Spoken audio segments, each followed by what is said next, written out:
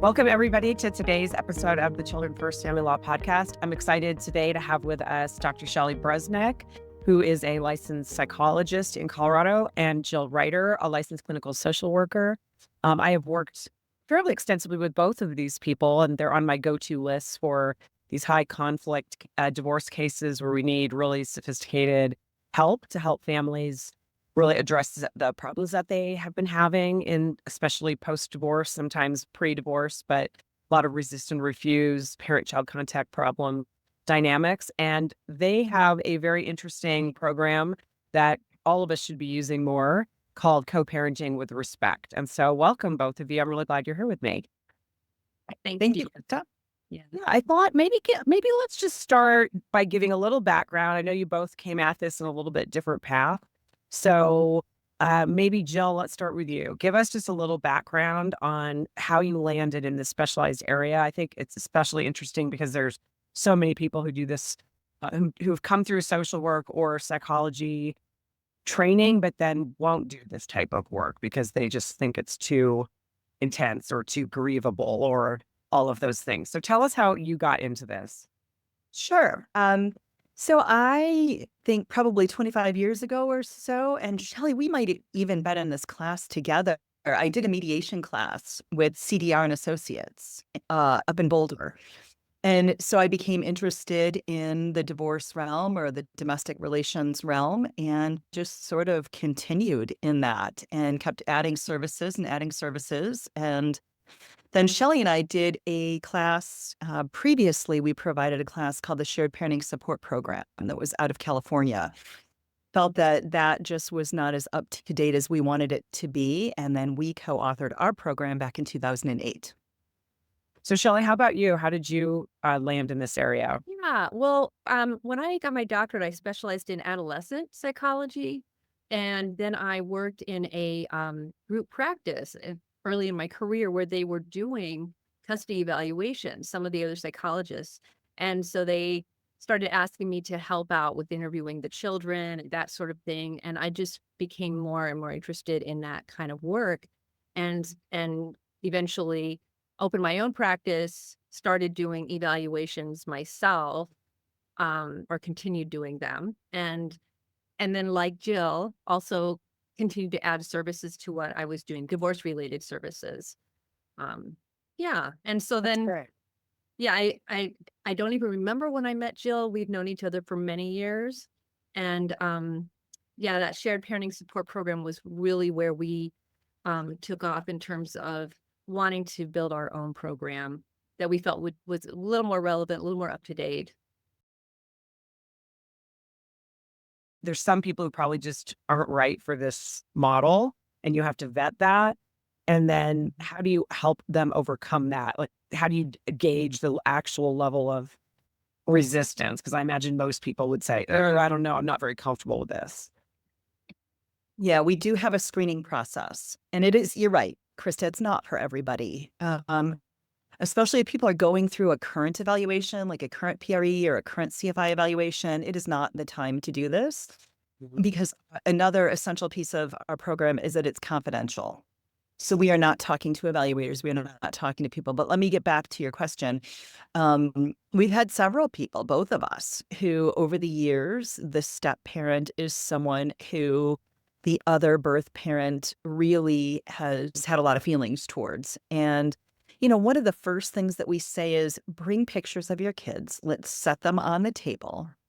And let's really talk about why we're here. And I think what I find, and Shelley, you can weigh in on this, I find that there's so much anticipatory anxiety. But when people actually come in the room, many times there's kind of a relief. Like, we knew we were going to have to do this someday. We're finally here.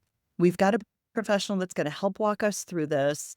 And actually, you're just another human. You put your pants on the same way that I do in the morning. I might have some old resentment, but we also have some parts of our program that help people work through some of that. I mean, obviously, they have to be willing to, but that's sort of been my experience. So are you doing this in a way that it's either one or the other is doing this, or is every case, is each one assigned to just one of you, or do you work collaboratively on all of them? Yeah, no, Jill and I work separately. We have our own practices. We develop this program together. We talk to one another quite a bit. We consult on cases or just if we have questions about, things that come up in this program. But we have our own offices separately in different locations. So people can go to either one of us. Sometimes they pick the location that they feel like is closer to them, or maybe they just got one of our names from their attorney and they go with that person. So yeah, we do it separately. So walk through the steps then. What happens next? And let's walk through the process of what that looks like. So first we start with really a screening process because we do want to make sure that people coming into this program are going to be a good fit, that if we do have someone who absolutely refuses to be in the same room with the step parent, for example, that's really just not going to work. And there are some other programs out there that maybe would fit better for them. And there's some other issues that we screen for as well. We want to make sure that people feel safe if there have been domestic violence allegations in the past or things like that. What happens after that? So somebody gets screened, you set up appointments. Is there pre-work that they have to do? You just start an intro session. How does that work? Jill, do you want to go ahead? Yeah, sure. So the very first thing, and we usually schedule by email. We're very transparent. Both parents are always on the emails, so they are not contacting us individually, so that we can remain neutral and everyone feels that we are not picking a side, because parents come in and eventually they all want to convince us and treat us like an evaluator, that they are the better parent, or that the other person has done something wrong, and we have to sort of renegotiate that and redirect them. But the very first thing that we do is what's called a child voice session, which is unique to our program as far as we know. So we like to bring the kids in. Each child comes into our office separately, and we have activities that are pre-designed to meet children at different developmental stages. But the focus and the goal is to get that child's experience of their parents' co-parenting and how that has affected them over time, and what they would like to see changed. Shelley, let me hand that over to you and you can add to that. Yeah. Yeah. That's amazing. I'm just going to interrupt and say that's incredible and so important. I just interviewed for the podcast. His will probably come out before yours. Justice Tom Altabelli in Australia. They have an incredible program in Australia. I'm like, why are we not doing this here, where they've got mental health people who interview every child in these cases? Like, it's just part of the core process to make sure that that voice is heard. I just got off a pretrial conference in another case where a wonderful judge who actually was presenting with me last week had done an order that said that the child's voice could come in through me without all the evidentiary problems with it. So the order says that. And in the pretrial conference now, this new judge is like, I have a different view of this. I'm going to go back the other way. We're not going to do this. In Australia, they have completely different evidentiary rules. So we have a lot to learn about that. So just kudos to you that you put those pictures of those kids on the table. Very, very important. I tell my clients to do it all the time. Before you send an email or text, I want you to put that image of your kid watching you do that right on your, on your phone, right on your computer. But then also that you really change the tone by getting the child's voice in, right? And putting them right in the center. So Shelley, tell us about how you're, what happens from that then. That's amazing. Good job on that. Yeah, and just a little more about that child's voice session.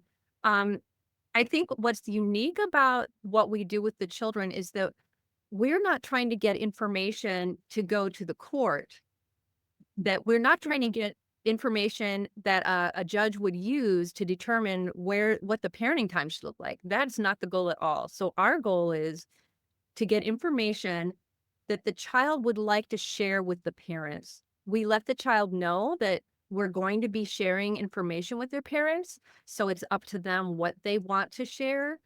For instance, we often have children write a letter. We help them write a letter to their parents, and they are usually very willing to do that. And especially a little bit older children put a lot into that letter.